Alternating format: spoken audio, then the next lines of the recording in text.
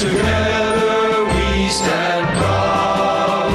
We are leaders with integrity, always ready to serve humanity, always living by the four-way test, building goodwill and peace along the way, giving hope to the world with a Rotary Club of Makati, prepared to aid our fellow men, as true Rotarians we live to lead. We believe in service above self, and this is why we succeed. We're the Rotary Club of Makati, and together we stand proud. We are leaders with integrity, always ready to serve humanity, always living by the four-way test, building goodwill and peace along the way, giving hope to the world with the Rotary Club of Makati, giving hope to the world, the Rotary Club of Makati.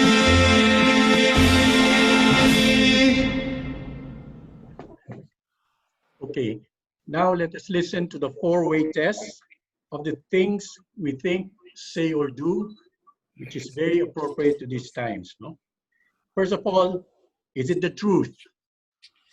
Secondly, is it fair to all concerned? Is it fair to all concerned? All concerned. Third, will it build goodwill and better friendships? Build Will it goodwill. build goodwill and better friendships? And fourth, will it be beneficial to all concerned? Will it be beneficial to all concerned? Okay. Now, I would like to call, because our speaker can only stay up to 2 p.m. today, we've kind of tweaked the program a little bit. So I would like to call President-elect Louis Asioche to introduce our speaker for today. Thank you, Eddie. How's my audio? Is it good? Yeah, it's good. Yes, yes. Okay, good afternoon. You have seen her yesterday in Quiapo Church, confronting the Manila policemen who confiscated anti-terror Saan law. ba di ko marinig masyado? Speaker, ito, di ba? You have seen her name as lead signatory to a full-page statement on the anti-terror law that was published in major dailies last Sunday. Feisty and brave, she is our guest speaker for today. Our guest is likewise known for her tireless work in promoting public health, women's rights, and the welfare of the Filipino family. Since her election to the Senate in 2016, Senator Risa Hontiveros has already championed an impressive string of 14 landmark laws, including the historic Expanded Maternity Leave Law, the Philippine Mental Health Law, and the Safe Streets and Public Spaces Law, otherwise known as the Bawal Bastos Law.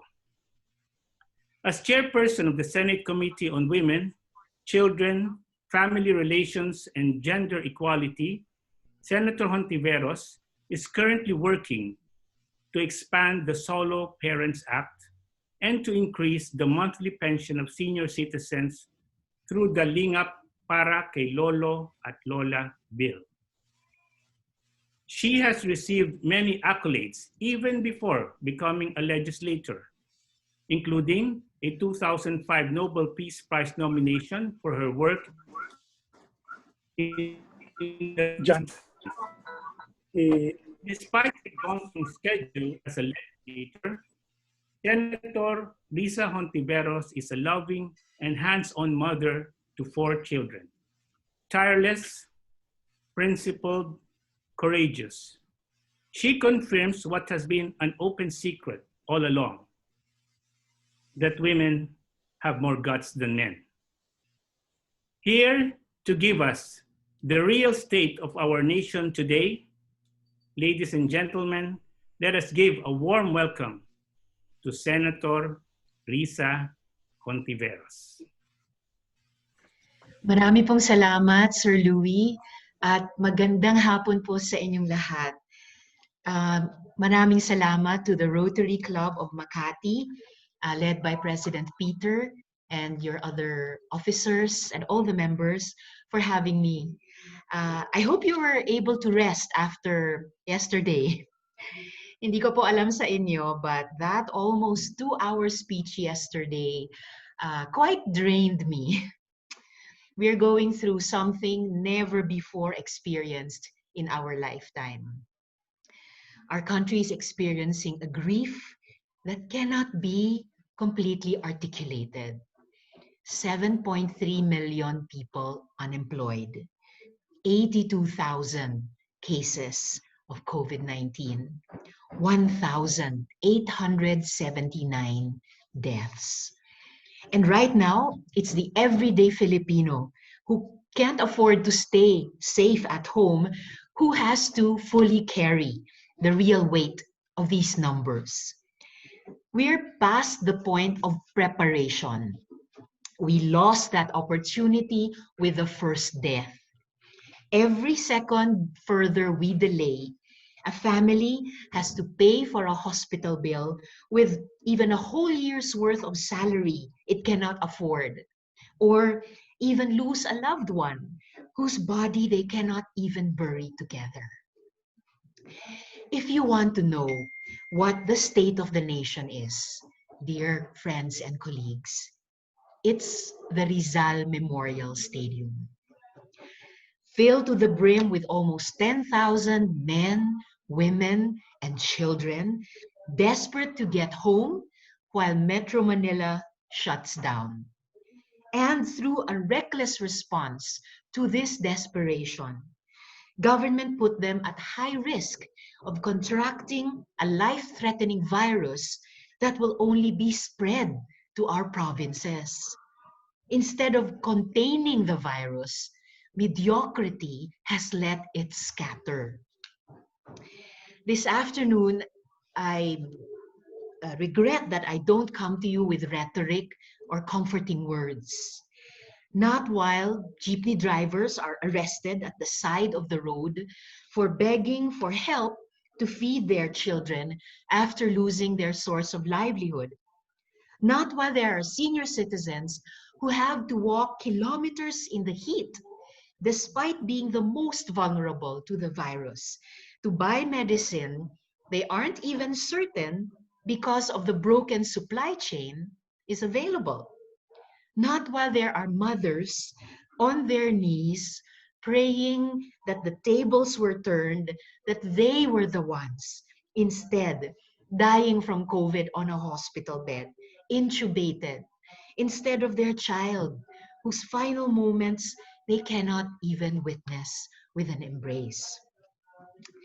And all of this is happening against the backdrop of a government that chose to shut down a major media outlet, depriving more than half of the whole country's population of the widest possible access to credible news and information.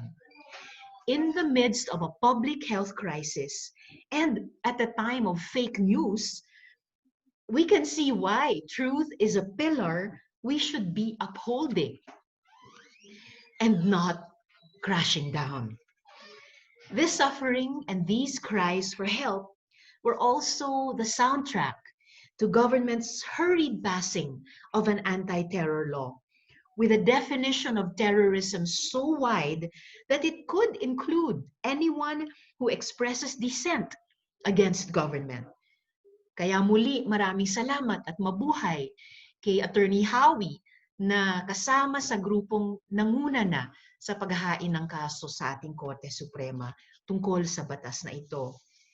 And while everyone else was in quarantine, the longest in the world, mind you, government found ways to let POGOs reopen, let back foreign nationals to work before our own Filipino workers, whose savings were quickly dwindled on food and bills, things basic to their survival.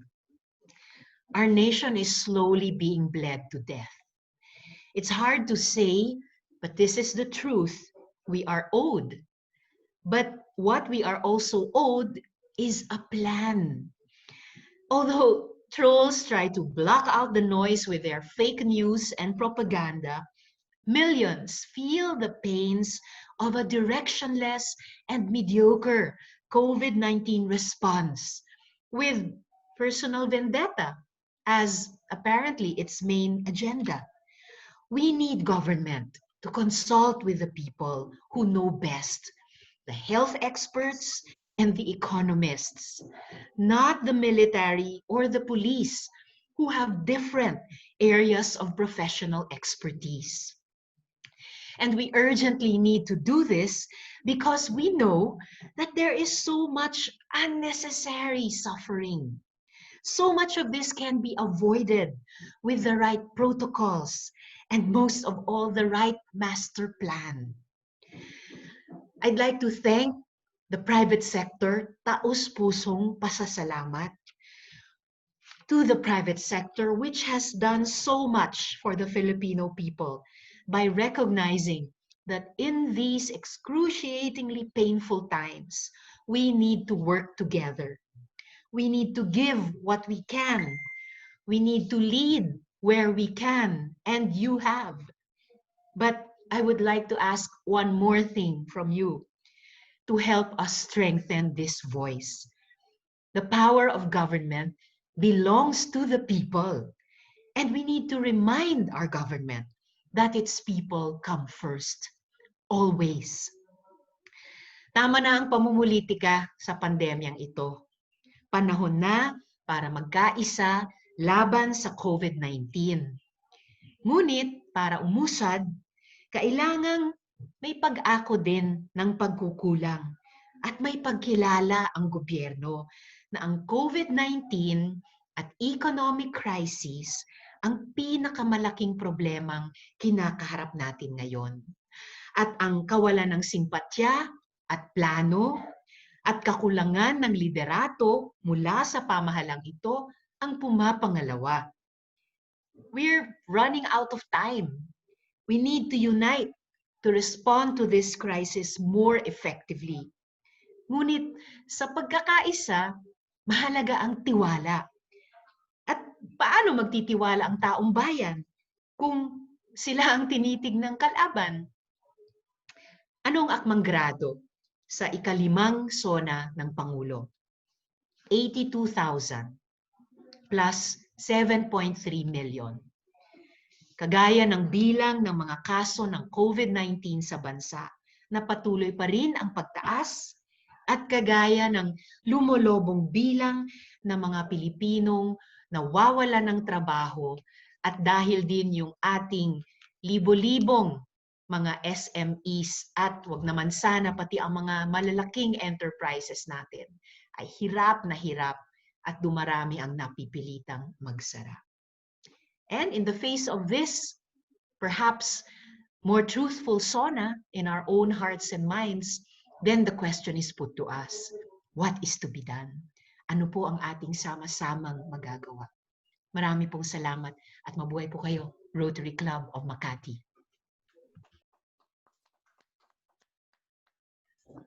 Okay, the good senator has agreed to answer our questions. So we'll do it two ways. You can either type your questions in the comment section and we'll just read it, or you can ask it from her directly. So whoever wants to go first and ask her directly, you can just identify yourself. Siguro I'll go na lang first. Palagi naman akong first. Di ba? Okay. Go ahead, Howie. Good afternoon, Senator. My question lang is, of course, we would always like to unite, and we agree with you there. But I would like them to maybe see or ask, where is a united opposition, or where is that going to? Is there any plan for a solid united opposition? Anything on those questions, Madam Senator? Thank you. Salamat, Attorney Howie the first. Well, fair enough, no, yung tanong. I don't know if there is yet a plan for a united opposition. There actually should have been one since day one of the administration. A kind of parang the king's loyal opposition, di ba? Kasi alam naman natin, gaano mang kagaling or kapalpak ang isang administrasyon or kahit isang pangulo, we still need an opposition for checks and balances and for fiscalizing and to give more and varied voices para sa ating mga kababayan. Kapag gusto nilang magpahayag ng sarili nilang opinyon at damdamin na minsan pareho, minsan din naman ay iba sa gobyerno. Wala? So I don't know if there is yet a plan, but I certainly share a dream for that united and effective opposition. 2 taon na lang hanggang para sa administrasyon at 2 taon na lang hanggang sa eleksyon, and even beyond 2022, if we are to repair the damage not only to our public health, but repair the damage to our national economy, but also to repair the damage even to our democracy, we will still need yung ganung muscles ng ating mamamayan na sanay na anuman ang administrasyong nakaupo, mayroong constructive opposition na nandoon din. So part of my dream about a united opposition, at least in the next 2 years, ay itong ideya ko ng isang parang broad front, unified or united front among not just opposition, pero in fact, ang iniisip ko na yung pwedeng pumasok dito ng mga actors and actresses at mga partido nila o mga constituents nila, even non-party constituencies, could even be either currently or formerly from the administration at kahit currently nasa administrasyon, pero nag-raise na mga critical voices on at least some of the issues na importante sa atin, and for their pains have been attacked by supporters of the president. So I've been trying to develop this idea and starting to sound it off with some individuals and groups. Kaya ngayon, binabanggit ko na rin sa inyo sa Rotary Club of Makati to seek your own feedback and guidance about it.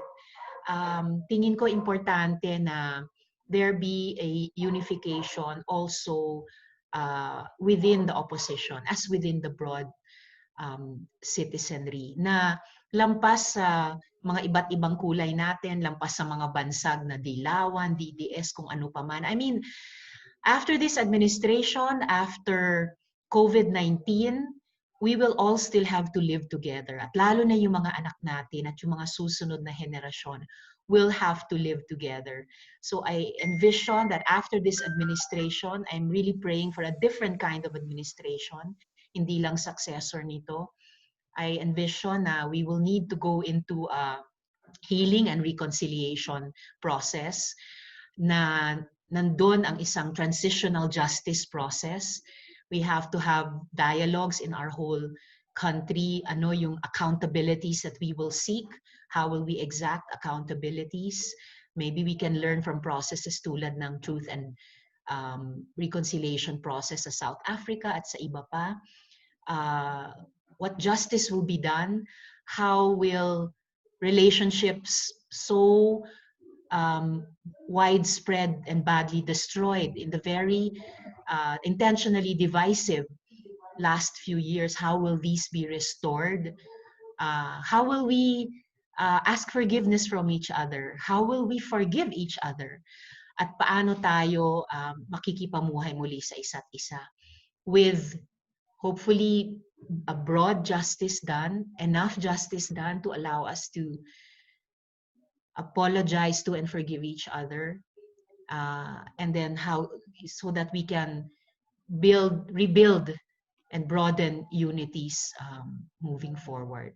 And I really hope that a united opposition will play a very active role in that. Senator, my name is Rick. I would like to ask a question. Is there sort of a movement or at least an initiative from your end? Kasi we noticed during the last election the abolishment of NAMFREL, and more than ever, I believe that there should be a proper independent election in the next coming election to safeguards again from manipulation or cheating. And nobody is talking about the abolishment of NAMFREL, and should it about time that we should strengthen at least Citizens Watch and safeguard against the manipulation for the next elections? Salamat, Sir Rick. I was one of many citizens who mourned the demise of NAMFREL kasi ang laki ng naging papel ng NAMFREL sa ating kasaysayan, even since the anti-dictatorship struggle hanggang sa snap elections, civil disobedience movement, EDSA People Power Revolution, at maraming sumunod na halalan. And NAMFREL was really for many of us yung parang lola or nanay ng iba pang mga dumaraming citizen watchdog groups na itinatag kasunod niya. And many of these were acquitted themselves so honorably even until the last midterm election. So yes, I think dapat talaga palakasin, palawakin, pagandahin ang koordinasyon sa pagitan ng mga election watchdog groups in the run-up again, and we should be preparing even now in the run-up to the general elections in 2022. Napaka-importante ng mga voters education campaigns pa rin, yung civic education campaigns, basic, no? Kasi yung mga akala natin noon na values na internalized na natin at institutionalized na sa ating lipunan, tulad ng karapatang pantao, tulad ng gender sensitivity, tulad ng pagiging makapilipino, tulad ng pagpapahalaga sa demokrasya. It's been so shocking the past several years to witness them, experience them so under heavy attack, tapos marupok pala ulit. So we need to rebuild those, we need to defend those. Kailangan nating resbakan, no? Depensahan. And our preparations for the next election should be very informed by those processes. Siguro batid nyo rin, Sir Rick, ongoing din yung mga diskusyon tungkol sa automated election pa rin ba? Hybrid daw na sinasabi nila. I know there are different opinions about this, but well, I can only say that in different countries na may iba't ibang electoral system, there are also varying degrees of citizen empowerment at saka yung organization ng mga citizens watchdog groups that to a greater or lesser degree ay napoprotektahan yung electoral process nila, manual man ito o automated o kombinasyon. And those are the same requirements made of us citizens na sa tradisyon ng NAMFREL at marami pang iba ngayon, maging handa, mag-training, magsanay, mag-mobilize mula ngayon hanggang sa araw ng eleksyon para protektahan ang electoral process at para din ilatag yung future para sa mga dagdag pang electoral reforms following on the party list law, on the election automation law itself. Ang dami pang kailangan nating gawin, di ba? Yung campaign finance reform, yung walang kamatayang anti-dynasty law. Hindi ko maintindihan ba't binanatan ni Presidente yung minority leader ko tungkol dyan kahapon. But anyway, at marami pang electoral reform. So all of that is also at stake in our, what I think is a life and death democratic election come 2022. Senator, the next question comes from past President Reggie Nolido. His question is, has the President not given any list of bills he wants passed to address the worsening economy of the country? Good question, Sir Reggie. Yun yung hinihintay ko kahapon. Hindi yung narinig natin. I mean, you know, in the face of the suffering of Filipino working people, of MSMEs, the great pressure against even the large enterprises, the banking sector, the uncertain future that hundreds of thousands of overseas Filipino workers are returning to here, and the more and more dire prognoses about yung namumuong economic recession. That's one of the things I wanted to hear from the President. Dalawa lang nga yung wish list ko eh. Plano para sa COVID-19, plano sa ekonomiya. So there was nothing of that yesterday. And towards the end of his SONA na mukhang wala siyang sasabihing mas komprehensibo, mas masinop, mas vigorous tungkol sa ekonomiya, I began to, you know, rummage in my mind. Oh my God, meron bang kahit sa ating government economic managers, yung Development Budget Coordinating Council na we can call on to, you know, put together an parang Marshall Plan in the next 2 years. Gusto ko rin yung ideya ni Senator Ralph, yung aming Senate President pro tempore, for a anong tawag niya doon, yung Jose Marichan na emergency program that should be put in place now, all throughout the month of August, para daw pagpasok ng Burr months, makabuelo na tayo. Paano natin sasaluhin yung mga trabaho? Paano natin sasaluhin yung mga MSMEs and large enterprises? Paano natin sasaluhin yung banking sector, etc.?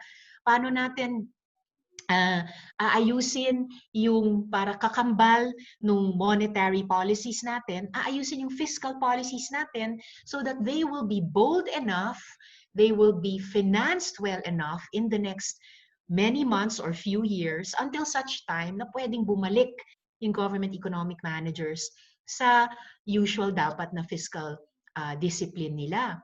But I couldn't think, you know, if the chief executive is of that mind, or what mind was that yesterday in the SONA, paano pwedeng kikilos ang DBCC?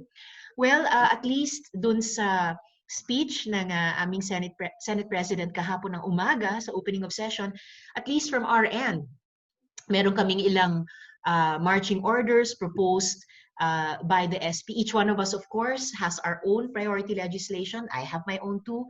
We have shared ones in the minority, pero at least sinabi ni SP Tito kahapon yung 5 priorities that he is proposing on digital infrastructure, distance learning,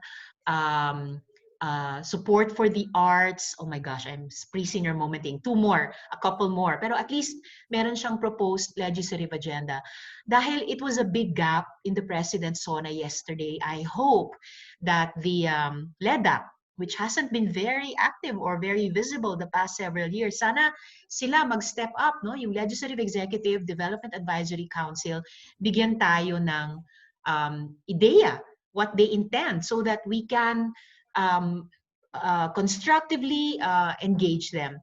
And then, of course, sa Senate at saka sa House, meron kaming kani-kanyang nabitin na what should have been relief bills and stimulus package bills that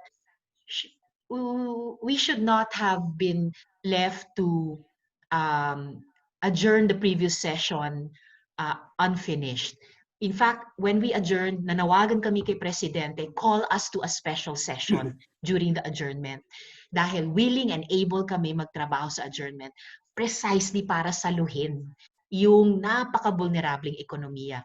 I have to admit though, dear friends, na yung relief bill namin sa Senate is much too modest. It's way below the level na gusto ko sana at gusto ng ilan sa amin sa Senado. It's regrettable that 130 billion level is all that the Department of Finance in particular is pressing upon us to hold as a ceiling. Tingin ko mas may potential yung stimulus package bills sa House. So they go up to 1 trillion or so. Pero that's what the legislative process is for, right?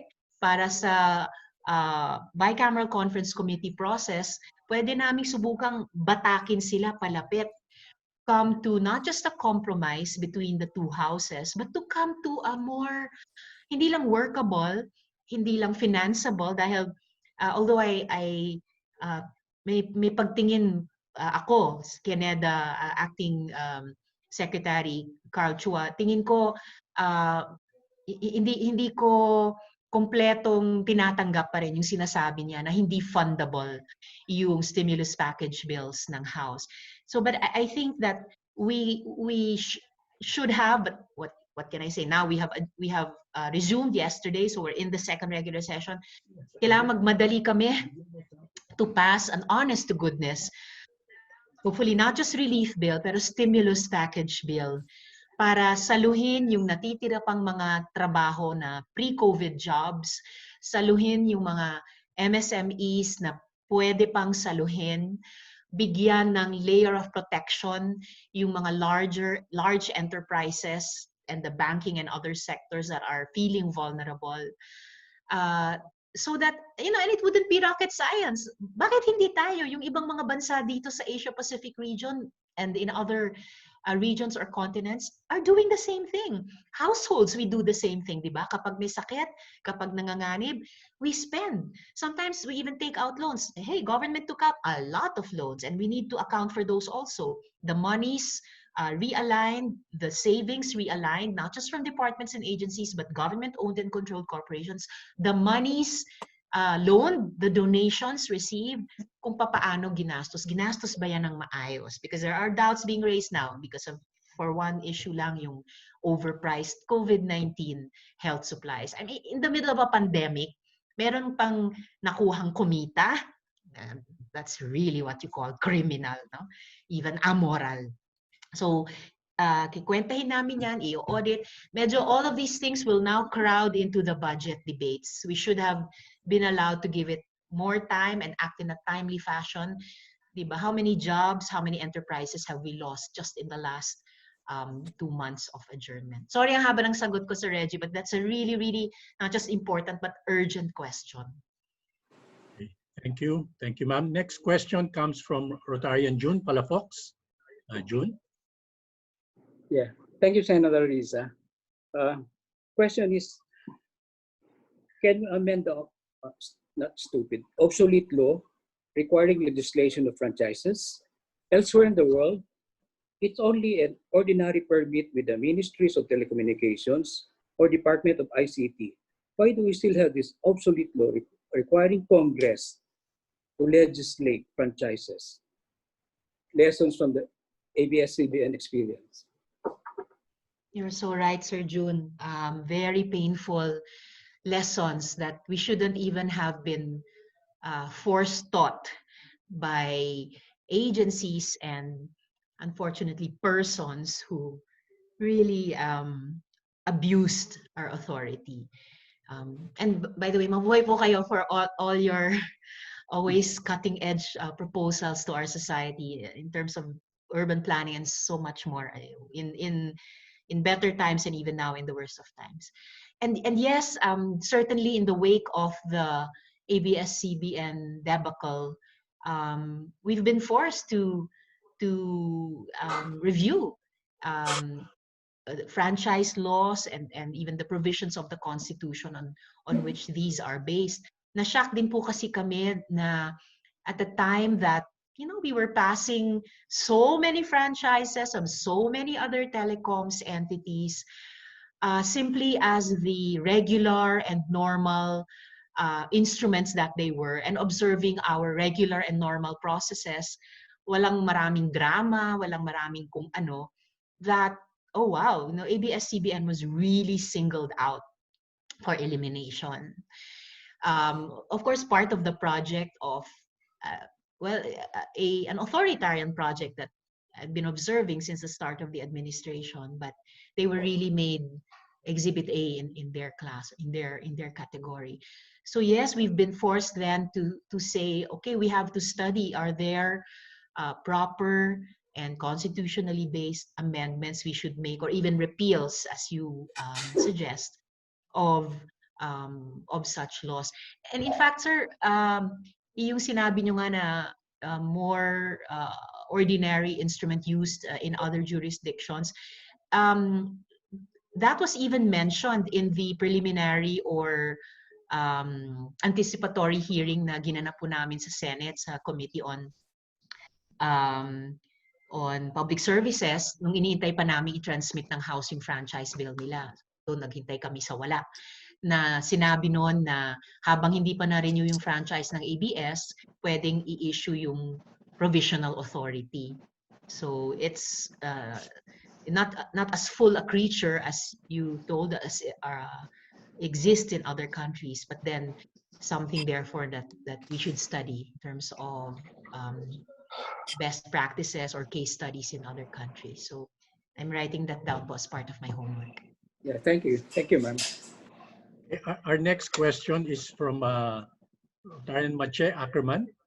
The question is, based on the SONA yesterday, he appointed past President GMA to be the economic czar as the answer to the economic situation in partnership with NEDA, since he admitted that it is not his expertise. What's your reaction to that? Wait, did I miss something exciting in that boring SONA? Actually, sorry sir, who asked the question? Mache Ackerman. Yeah. Mache. Salamat, Are you there, ma'am. Mache? Salamat, ma'am, for the question. Actually po, that was part of chismis that was going around earlier in the day. Na, in fact, a former secretary said natanggap daw niya sa isang kaibigan niya. So there was this long text, a leaked copy daw of what was going to be the president's SONA. And bahagi nga no na isa sa pinaka nireacta ng marami namin na he would appoint former President GMA to NEDA. So hindi na daw matutuloy si Sec Carl. Naisip ko rin, sayang, no? Somebody young and hopefully to bring in fresh winds. I don't know, but I'm still hoping. Pero, so, nagulat lahat. Ha? And I mentioned it to some of my colleagues in our opening of session at the Senate in the morning. Sagot ng isa, really? Sagot naman ng isa, are you kidding? Tapos tanong nung pangatlo, would she accept it? So there were several of us na inaabangan talaga. Would he do that? Would he announce such a thing in the SONA? And unless I fell asleep from boredom and exasperation yesterday, I didn't hear that. Pero pagkatapos ng SONA ni Presidente, sabi namin dito sa staff ko na, well, hindi man sila nag-appoint ng bagong NEDA head sa SONA, it wouldn't preclude him from doing that in the next few days. And then of course, if and when that happens, ang wino-wonder ng mga tao ay, magkakasundo ba sila sa trabaho ni Finance Secretary Dominguez? Sabi pa nga nung isa, nako, pag naging si GMA ang NEDA, baka mag-resign na lang si Sec Dominguez. So I don't know, yon talagang super mga speculation na lang.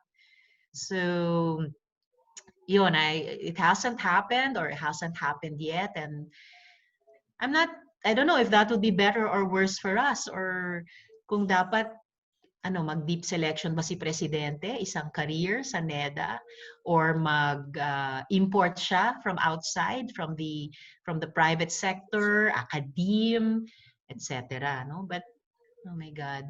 On the health front, sobrang nadidismaya na ako, unfortunately, sa leadership on health. I hope that something can be cobbled together on the economic front kasi ang daming magagandang ideya. My God, just the thing of the supply chain that I had to study over the past several months. Unang mga araw pa lang ng pandemic, even before the quarantine was imposed, ang dami ng kaibigan sa business sector were already talking about preserving, protecting the supply chain. They were already submitting suggested experts from their ranks, from academe, from previous administrations na pwedeng tumulong. At pilit namin inabot dun sa pre-IATF. Sayang, hindi, so much unnecessary damage could have been prevented and so much unnecessary suffering. Okay. Next question, President Peter Manzano, you have a question. Good afternoon, Senator Risa. One of the areas of focus of Rotary is on women and children. Would like to know, are there pending... Good afternoon, Senator Risa. One of the areas of focus of Rotary is on women and children.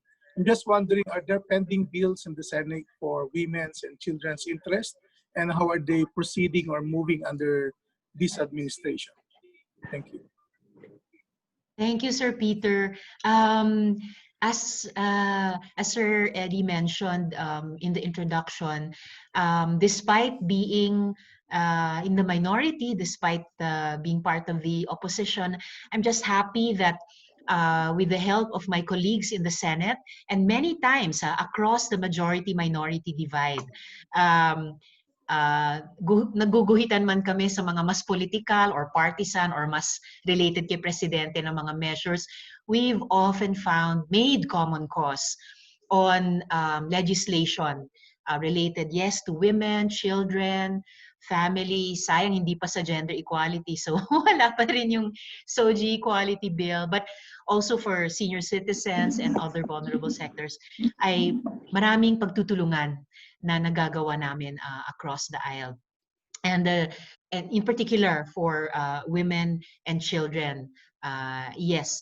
Ano pa ba yung mga pending bills natin? We still have several that are being interpellated, pero na-out ko na yung committee reports. For example, yung amendments sa ating rape law to make the absence of consent front and center of the crime of rape, and to raise the protection against statutory rape. Sa ngayon kasi, our age of consent is, believe it or not, 12. So, ibig sabihin, our girl children from age 13 to 17 are not protected by law against statutory rape. So, I'm proposing to raise it to 18. Same for other similar laws. Meron din po kaming pending bill prohibiting child marriage. And I'm happy to say that even the National Commission on Muslim Filipinos has, while they express that there are certain contexts na gusto nilang iput on record as far as their communities are concerned here in the Philippines, that they want to work proactively with the stakeholders around the table para makapagbuo ng ganung batas. Ano pa ba yung mga pending natin, lalo na for women? Actually, Sir Peter, I could send a complete list of our pending bills para din kung may inputs na gusto at kayang ibigay ng Rotary Club of Makati. I would really appreciate it. Kasi whether they're still in committee or already out in plenary, hanggat naman maipasa yan, they can still stand further improvement. And I would really appreciate, be grateful for your inputs. Thank you, Senator. Anne Janet, were you raising your hand? Were you going to ask a question? Okay. Hi. Good afternoon, Senator Risa and everybody. In the last few weeks, the Catholic Church has been rolling a stronger voice. The drum roll is very militant, especially that for us who observe Bishop Abilo. He has been very expressive of what he feels the government lacks in terms of today's needs. I appreciate all the projects coming forward, but today is very important. We need everybody to survive. Has the Catholic Church reached out to you so that perhaps gaining from the experience of EDSA, we could bring about an immediate solution to hunger? I'm just talking of hunger at this time. And of course, you know that the church Catholic Church particularly, has embraced the many denominations so that this could really propel the response to our hungry 7.2 unemployed times 5 That's the number of families on the average in the Filipinos. And this is what I have been thinking of. Have you reached out, if the church has not reached out to you, so that we could get a momentum going? Thank you. Thank you so much, Ma'am Anjanette. Opo, mukhang pinatawad na ako ng mga obispo tungkol sa reproductive health law. And I'm very happy also as a Catholic laywoman myself and raising my 4 kids as a solo mom, as Catholics themselves, at least in their tradition. Pero alam nyo naman yung mga anak natin, they also go on their own spiritual searches. Pero meron silang roots to begin with. May tradition sila to begin with. As a Catholic also, I am very happy that in the past few years, nagre-reach out kami sa isa't isa. A few years ago, nung pinatay si Kian de los Santos, it was Bishop Ambo David of Caloocan, and alam ito siguro ni Attorney Howie, and the Integrated Bar of the Philippines, and my office. We worked together to protect the witnesses to Kian's killing. 3 witnesses, 2 sa kanila mga menor de edad. And we took them into our custody until they could testify at the Senate and in court on what they had seen. At ito naging bahagi nung kalaunan, no? After a few years, Kian's family won their case in court. Hindi man umakyat sa accountable na higher PNP officials, ni lalo na sa higher government officials, pero at least yung 3 police personnel na pumatay kay Kian ay nasentensyahan. And then speaking of hunger and this current COVID and economic crisis, even before government started to get its act together on the social amelioration program, na hanggang ngayon ang laki pa ng area of improvement, kasabay ng private sector, which early on contributed so much and is still contributing. In fact, the Catholic Church, through Caritas, they quietly mobilized from their institutional partners to distribute what amounted to 2 billion pesos in food vouchers or financial vouchers. Kaya yung tension na naramdaman nating lahat na with the sharp and rapidly heightening hunger, that there might be social disorder, no? Or there might be disorder on the streets. I believe this was in large part blunted, and the hunger was blunted by this immediate response, mobilization and proactive response of the Catholic Church, particularly here in Greater Metro Manila. So NCR plus yung ilang katabing probinsya, north and south. Tapos nitong nakaraang mga buwan, because the Catholic Church has really shared our deep concern and growing apprehension about the then anti-terrorism bill. Kasi sabi din nila, teka muna, bakit yan ang sinertify as urgent? Mas urgent yung gutom, mas urgent yung kawalan ng trabaho. And then of course, the democratic threats that it entailed. So, nag-uusap na rin kami noon. And ang nagiging bunga nito ay yung mga napansin nyo nga po, yung the bishop's own concerns, the past several months, iba't ibang commissions nila, 4 or 5 commissions, issued their own statements on various aspects of their ministries. Pero finally, recently, through extraordinary effort on their part, and through their acting president, Bishop Ambo, they issued that what I think is a prophetic denunciation of a pastoral letter. And tama kayo, tulad nyo, naalala ko yung pastoral letter nung late 1985, early 1986.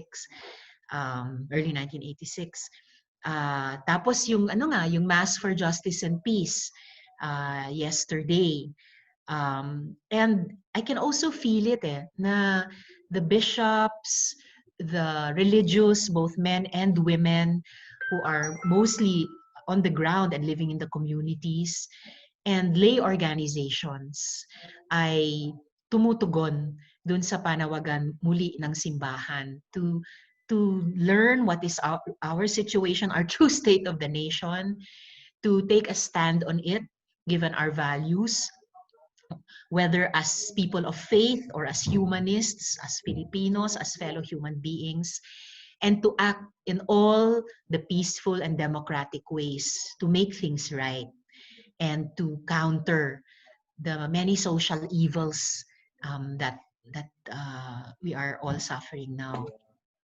Hindi ko po alam, ma'am, kung may instant solution. Pahabaan ng PC ang laban na to. I remember nung midterm, naisip ko, wow, nakakalahati na tayo, 3 taon na lang. So, syempre, ang haba din naman ng 3 taon. And today, ang haba pa rin ng 2 taon. But, I think we're playing the long game. And in that long game, not only do we have to dig our heels into the sand and really pull back with all our strength, lean back with all our weight against these further attacks on, on people's right to food and health and jobs, etc., and right to a democracy. I think it's at these times na yung pananampalataya natin, yung humanism natin, anything and everything good that we believe in and that inspires us, we need it so much. Kaya sobra talaga akong na-i-inspire at nadadagdagan ng pag-asa dito sa nararamdaman nating mas pagsasalita pa, mas pagkilos pa ng simbahang Katolika. And yes, other faith communities as well. Just in the Mass yesterday, ang ganda rin ng end of Mass prayer nung isang Muslim imam, ng isang evangelical pastor. So, all really beautiful. And somebody who participated online said na what a heartfelt Mass, what a heartfelt activity. So, tuloy lang ang laban, ma'am. Thank you. Thank you. Okay, President-elect Louis Osioche, you're next. Hi, good afternoon again, Senator Risa. Speaking of the long game, yesterday was the penultimate son of the president, and you mentioned a while back about you hoping that the president will be doing a deep selection in the civil service to bring in more competent and able individuals to lead significant departments or offices in the government. But the perception is the bench which this current president draws his choices from is shallow. Why is that? Because it seems he puts more premium on loyalty than competence. What do you, Lady Senator, Madam Senator, anticipate this administration will do in the last 2 years? Do you foresee this administration spending the rest of its term unifying the country, bringing in able and qualified people, healing and bridging differences? Or will it, as most expect, continue its adversarial posturing vis-a-vis the opposition, burying the opposition and working on an extension of its term? Unfortunately, Sir Louis, I think I'm one of the majority. Diba? Sabi ng mga doktor natin, in a country like ours, yung herd immunity would be not an ethical approach. So, pero hindi naman sa nakiki-herd mentality ako. But we can hardly blame the majority of our kababayan kung yung expectation ay more of the same, which has not been very good at all, and in fact has often been very harmful. I remember the day after na nahalal si Presidente, bagamat hindi ko siya binoto, hindi ko siya kinampanya, naisip ko, well, okay, so Presidente na siya, let him be the President of all the people. Kaya sana even then, 4 years before this COVID-19 pandemic, sana man lang sinubukan niya kahit konti to unify the people. But instead, and that's even more sorely missed now in the middle of our existential crisis, instead, hindi lang na he warred on certain sections of the population, he waged war on certain institutions, media, even the church, diba? We were just speaking about that. Pero he led a project of division in the country, among the people, and set us against each other. Kaya nga, post this administration, and hopefully hindi sa pamamagitan ng charter change, magpa-extend lang sila ng term or mag-handpick lang sila ng successor administration. Oh, sorry, I lost my train of thought. So he has not united us, and we sorely miss that, especially now. But he has really divided us against each other. Of course, he will continue warring on the opposition. That's par for the course. That's why yung isang naunang tanong, responsibilidad namin to learn our lessons, for example, from the previous midterm election, regardless of the external factors, that loss was on us. So we have to shape up. Yes, we have to unify, like an earlier question, fight better, fight smarter if we want different results. He'll continue to bear down on us, sigurado yan. Pero dapat hindi lang kami umasa sa sarili namin, but really try to make common cause with broader and broader sections of the population. Kahit yung mga taga-suporta ni Presidente na kung nung una 100% support, but they are also becoming more critical now, and maybe we'll be also looking for opportunities to unite on other common issues with other Filipinos. I wish na the president would spend the last 2 years of his administration doing better work, working better. Kung presidente nga ng kumpanya, I doubt any of you would tolerate chief executive officer like him. Pero ang swerte niya, no? Hanggang ngayon, siya pa rin yung chief executive natin. I don't expect him to change course 1/3 of the way to the end. He's been too rewarded, and unfortunately, he feels more and more entitled. And he has intimations, if not of immortality, then certainly impunity now, and he's hoping probably for lifetime immunity. So siguro hindi na siya, if he had wanted to do a good job, siguro ginawa niya unang taon pa lang niya. Siguro nakarinig tayo ng mas coherent, less rambling, mas malaman na mga SONA even before this penultimate SONA.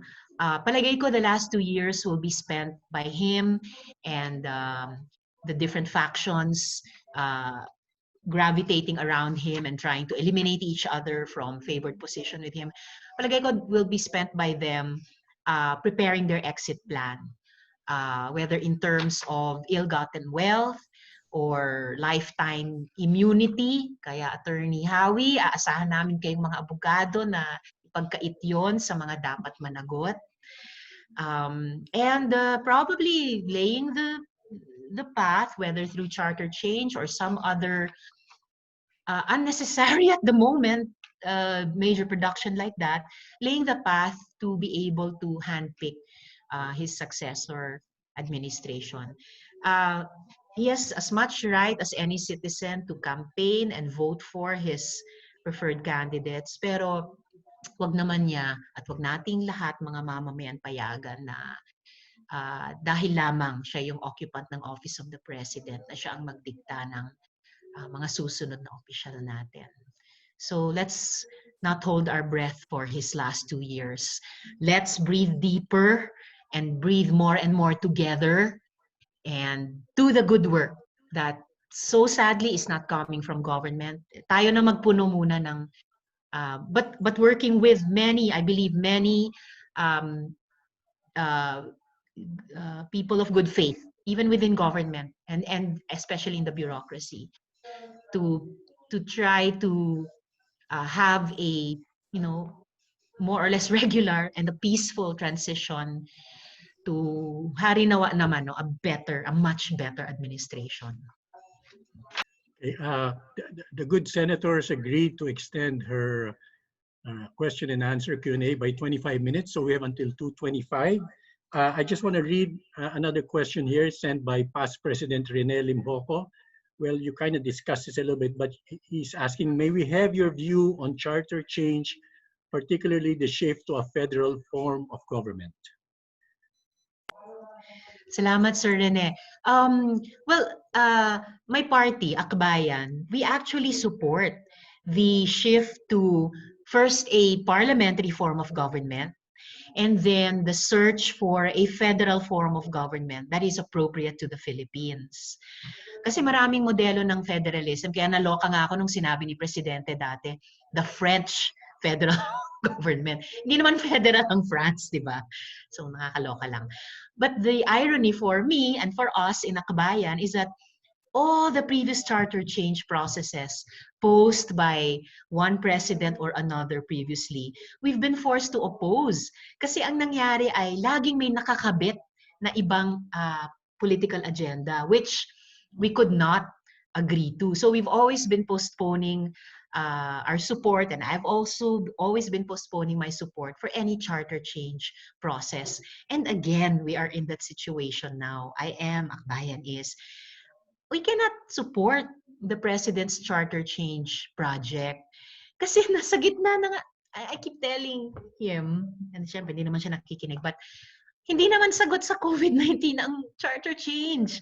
Hindi naman sagot sa COVID-19 ang COVID-19. Hindi naman sagot sa economic recession. Hindi pa nanggalang sa recession ang charter change. Kahit yung sinasabi ngayon ng pinaka-recent na panawagan dahil kaugnay daw ng Mandanas ruling, etc., for the greater financial empowerment of our local government units, that's already provided for by the SC ruling. Hindi kailangan ng bagong batas, let alone constitutional reform. So, come on, wag nating gamitin ang very valid advocacies which deserve public debates and public education, advocacies like parliamentary form of government, like federal form of government. Wag nating gamitin as a cover for other political agenda or as a cover for the flunking level performance on response to COVID and to the economic crisis. Any other questions? Anybody wants to ask a direct question, just state your name. Well, I have a question here from Karen Abanilla. May I know your thoughts on freezing the academic year since a lot of people are rooting for this? Sir Eddie, you said a lot of people are rooting for it, right? That's what she says here from Karen Yes. Abanilla. Yes, thanks, Miss Karen. I've been in a lot of discussions recently with both student and teacher organizations. So, lalo na yung mga teacher, naghahabol talaga to try to prepare for the originally August 24th opening of classes schedule of DepEd and CHED. Dinadaing nila na, for example, they can hardly prepare their lesson plans because the modules which should come from DepEd Central are not yet even with them. And then other problems which you're probably familiar with also, Ms. Karen, the lack of connectivity in many areas, the lack of funds for load for data, and then the lack of gadgets for teachers and students, both. And then we passed, and the president signed into law, the new law allowing the president to set the date of the opening of classes. So now, variably, we hear DepEd also talking about a reopening in January. But syempre, ninenervyos lahat, so naghahanda as far as they can for an August 24th opening. But there's really a very high level of insecurity about that. Dahil nga, hindi pa rin masinop yung COVID-19 response natin. That's the basic thing. Parents like me, students, teachers, and I believe some administrators have also joined us in these webinars, are really very worried that even if face-to-face classes are allowed only in so-called low-risk areas, how do we really know they're low risk if the database has been so spotty in its setting up? The interpretation and communication has been shifting from DOH to the public and therefore not awakening confidence in the public that this is really our health status, and therefore we can be guided by the proper policies and protected by the proper programs that are appropriate area by area to each area, including what DepEd is now calling so-called low-risk areas. So there are also proposals going around, Ms. Karen, that, and I read it in at least one column from a teacher, stop pretending that this is an ordinary school year. It's not. And then she said, short of writing off the whole school year, let's face the fact that this is a COVID-19 school year. So let's continue the lessons as much as we can, as much of the content as possible per level of the students, but not force them to complete all requirements for this year, particularly requirements that would necessitate hands-on learning. For example, yung mga kumukuha ng science courses and need lab work, walang distance learning sa ganon. So, but this columnist said, but let's not, and other advocates saying, but let's not give a failing grade to anyone. Let's not flunk anyone. Those who cannot be promoted to the next higher level for next school year, also because there are still now gaps in the interface between very limited, if any, face-to-face learning, a much wider component of online learning. DepEd said, third, it would deliver some printed or written materials to households without connectivity. And then there's the idea of government, hindi pa na-work out, hindi pa na-articulate, to use TV and radio stations as platforms for broadcasting learning. So the idea right now on the health front is to consider this a COVID-19 school year, and then especially when we have the vaccine and universally available to Filipinos, then allow our students to make up for the work they couldn't complete within this school year, and then continue on their educational path. Now, on the economic front, there are a lot of challenges just with the COVID situation, and then looking at these different scenarios. How are schools going to survive? A lot of students are migrating from private to public schools by necessity. Public school teachers, umiiyak talaga. Paano na yung sweldo nila? Paano na yung benefits nila bilang working people? Can DepEd do emergency hiring, as we've been telling DOH to do for emergency hiring of health service providers, instead of pulling out the doctors to the barrios from the geographically isolated and disadvantaged areas? Emergency hiring of health frontliners. Can DepEd and CHED do the same? Emergency hire additional alternative learning system teachers, maybe first option from the private sector. If they can, they be, these are just all ideas, no, floating, because DepEd and CHED have to still bring them to the ground in a workable plan. So idea, pwede bang first option yung private school teachers mai-second muna for this school year to public schools where many of their students are migrating, so to beef up the human resources of DepEd in the public schools.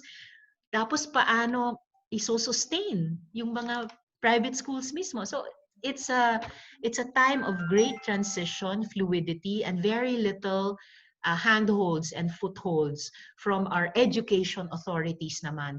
How our education sector is going to survive this pandemic and this near economic recession, and then paano sila magta-transition? What is the new normal going to look like? And it has to be a new and better normal, not an old normal or old abnormal, but a new and better normal. So ang hirap eh. The ground's shifting under our feet, and people are trying to get their bearings also in the education sector. We need a lot more guidance sana from government, or in the absence of that, kung wala silang brilliant ideas, then more openness from them to inputs from the private sector, from civil society, you know, because there are many good ideas out there. We just have to get the chosen pieces into, if not perfect, a workable plan. A workable, it's always, yeah, the plan.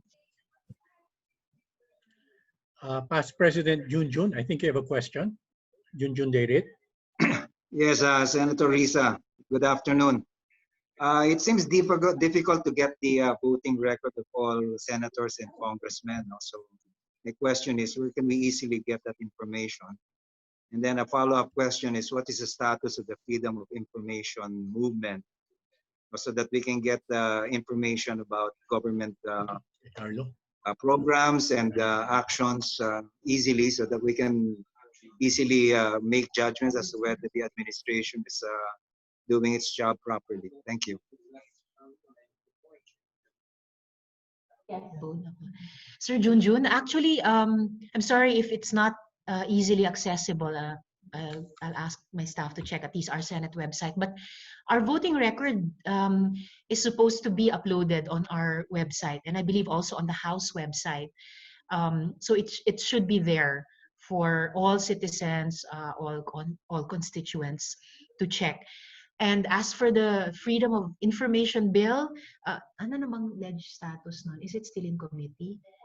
Unfortunately, it's still in committee. It was mentioned at least once in one of the previous SONA as part of the priority legislative agenda. Was it certified urgent? No. But it was never certified as urgent. But even...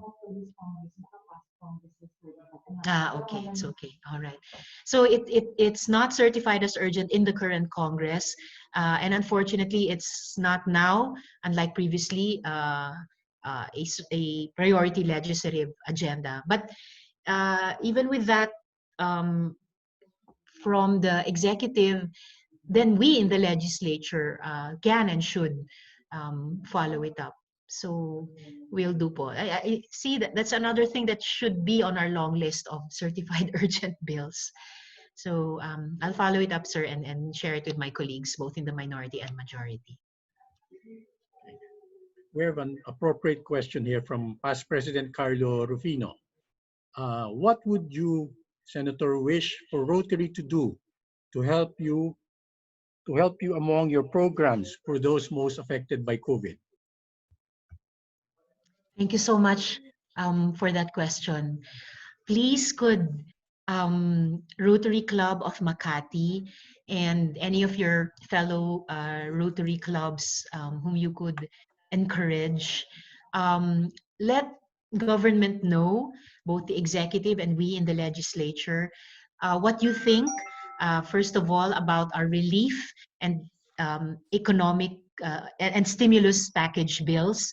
And thirdly, these are the first three out of the starting gate, the proposed budget.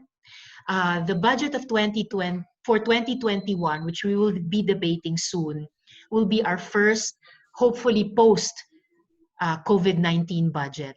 So it must, I think, really be marked by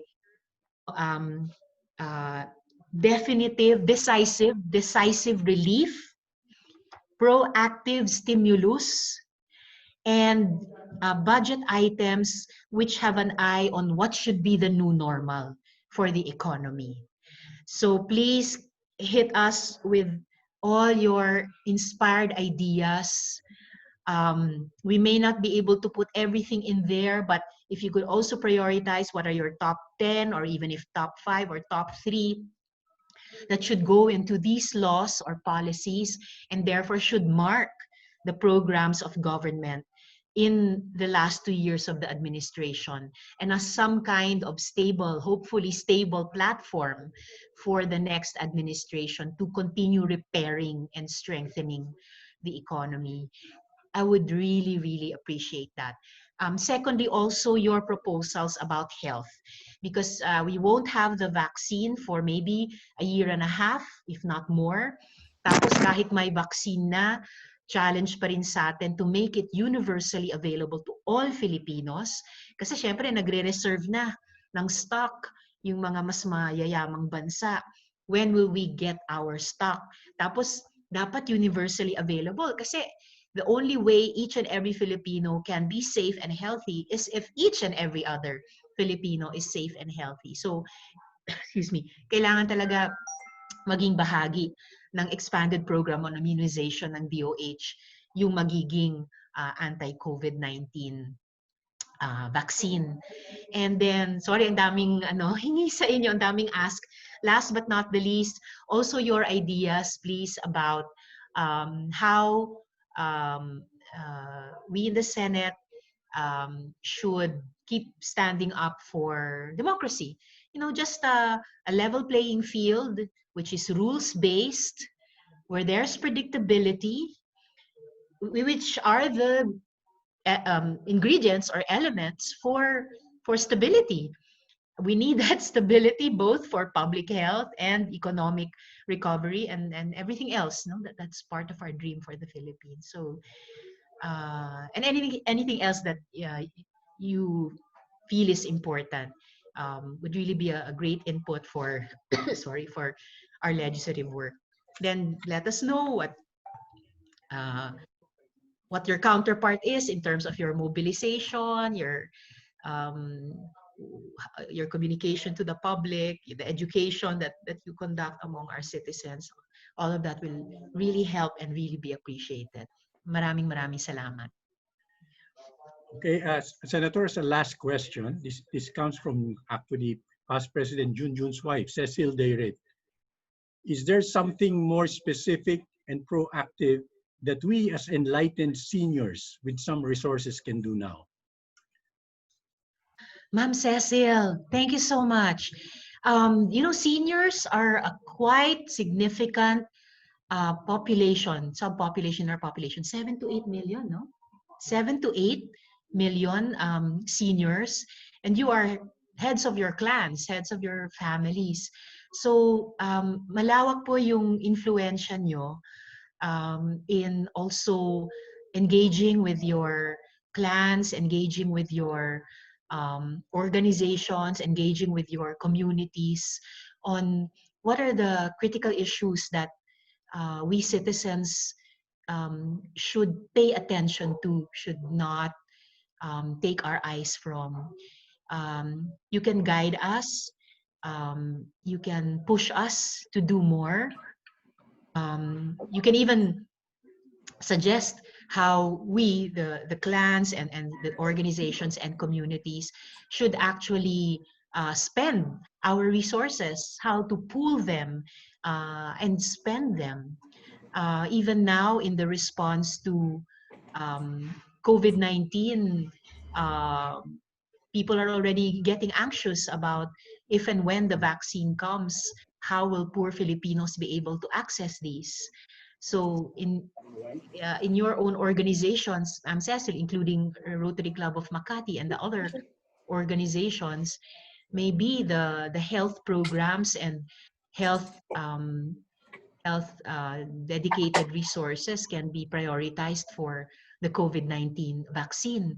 On the economic front, oh my gosh, there are 1,000,001 fundraising programs going on now for everything from that piso para sa these young people who are going online that they don't have gadgets for online learning, and they have this campaign piso para sa something. I know there are also some seniors in different regions who are mobilizing to donate or to lend gadgets to these young people. So there are such multi-generational projects going on. And of course, seniors who are also in the senior levels of corporations and professional associations can really be like elder statesmen and women of the private sector and of civic organizations can really raise your voices on these different issues of health, the economy, and democracy, and back them up with your resources. I remember 2 Mondays ago, we had a press conference where we were joined from the private sector by Attorney Christian Monsod, and Ramon Del Rosario. And, just like our discussion earlier with Ma'am Anjanette about the church, remember kung paano nagsama-sama ang iba't ibang sektor in key moments of our history of the past decades. So hindi lang mga um, uh, hindi lang yung mga civil society organizations which I came from, hindi lang yung simbahan o mga simbahan tulad ng Catholic Church, pati yung private sector. When the private sector, when civic groups decide to cast your lot with a peaceful and democratic process of change, wow, practically nothing is impossible. Nagiging moment yan na sinabi ni Arundhati Roy, di ba, na new world is possible. So please, Ma'am Cecil and the whole community of Rotary Club of Makati, let's make that possible. Saluhin natin yung nababawasang pag-asa ng ibang mga tao. A senior friend of mine just messaged me the other day, oh, I hope I wish we could wake up from this nightmare. It's almost easier just to migrate to another country which has a better government. So let's there are days talaga each of us gusto na nating mawalan ng pag-asa. Pessimistic days. So magkapit kamay tayo. Let's keep fighting. Let's keep inspiring hope in each other's hearts, and let's make that other world possible. Let's make that other country possible. We've done it before, kaya alam natin na kaya natin. So come on, gawin natin ulit. Okay. That concludes our Q&A. Maraming salamat, Senator, for gracing us with your time. Now, I'd like to call President Peter Manzano to give our response.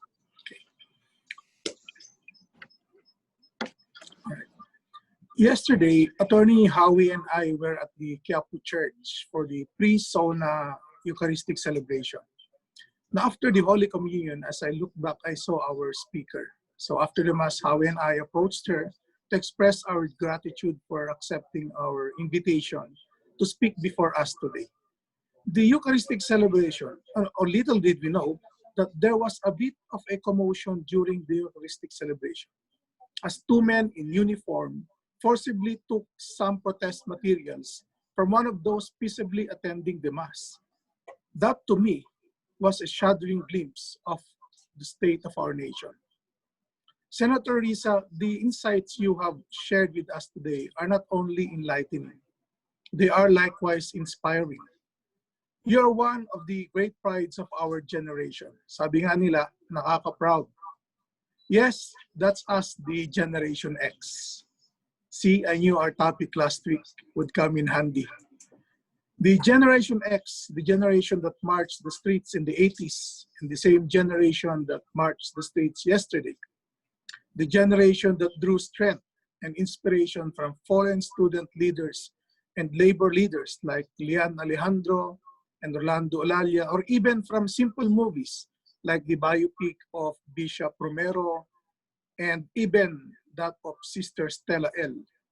The generation that was consumed by alternative music and songs like Sangandaan, Wala Nang Tao sa Santa Filomena, Halina, Buhay at Bukid, Walang Hanggang Paalam, and many more.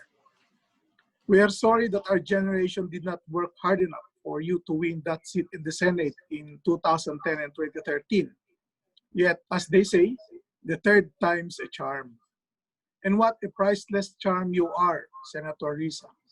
For truly, you are one of the more hardworking, conscientious, and fearless members of the Senate, worthy of emulation and admiration, not just by the older generations, but most especially by the younger ones. Please continue doing a great job. You have our utmost respect. On behalf of the Rotary Club of Makati, our lovely aunts, the other Rotarians from the different Rotary clubs in our district, our Rotaractors, and all the other guests in attendance, please accept our heartfelt gratitude for taking time and sharing with us your insights on the true state of our nation. Rest assured, you have our steadfast support. as you continue serving the Filipino people. We need you in that august body to keep it dignified and honorable. Once again, thank you, Senator Risa Hontiveros, and good afternoon. Before we let you go, may we request that you stay for a while for our photo ops? Okay, everyone.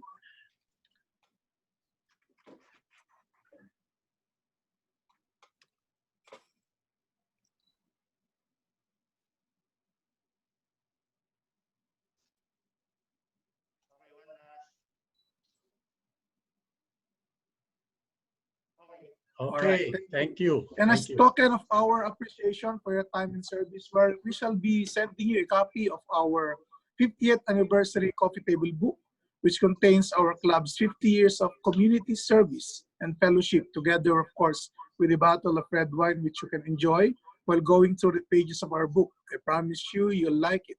Thank you again, Senator Risa. Marami pong salamat. Mabuhay kayo. Ingat and stay healthy. Okay. Rotarians and guests, we will continue our meeting.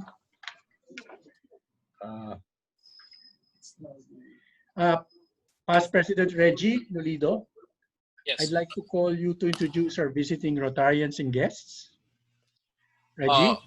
Yeah, I'm really very happy to see that we have a very good attendance today. You know, we actually at one point reached 106 people in this meeting. I'd like to acknowledge the presence of guests, who have joined us in this meeting. Of course, starting with District Governor-elect Georgie Tan. Thank you for coming, ma'am. Perfect Vision Presidents Danny Delfin, Al Thompson. Danny Delfin is from Parañaque St. Andrews. Al Thompson from Makati West. Of course, we have Mache a while ago. She's also a Perfect Vision President.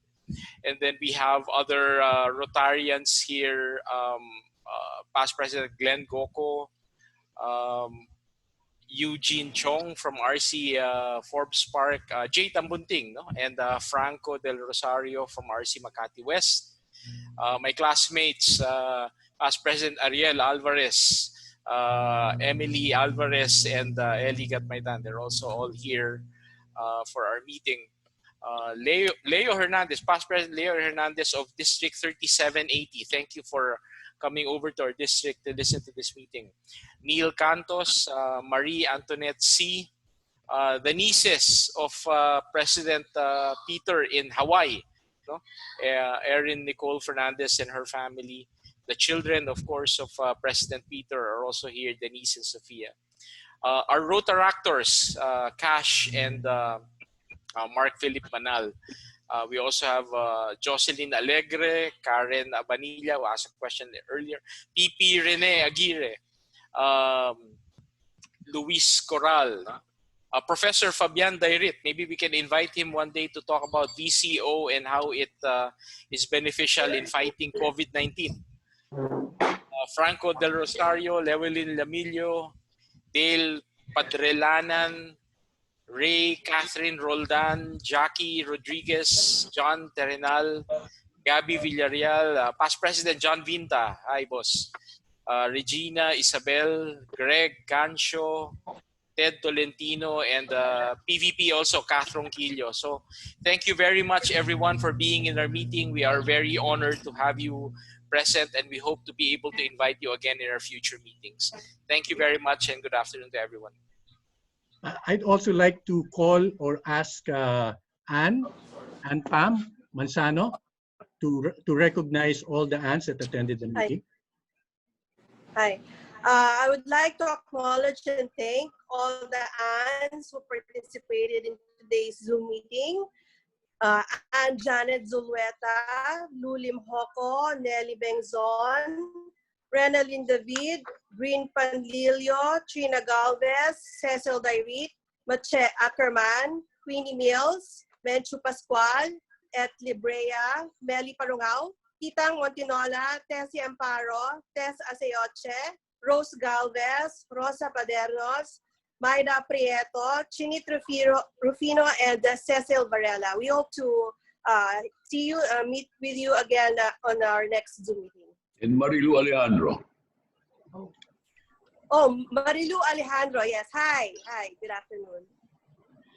Okay, thank you, Ann Pam. Now we just want to recognize our birthday celebrants and those with wedding anniversaries. We have past President Freddie Borromeo. We have Ira Kiner, Bing Matoto, Inigo Garcia. For our aunts, we have Amy Villatuya and Pete Salu. And for the wedding anniversaries, we have past President Sani and Terry Tambunting, and Wilson and Gina Tan. Mabuhay kayo. Okay, finally, to end today's program, I would like to call President Peter for the President's time.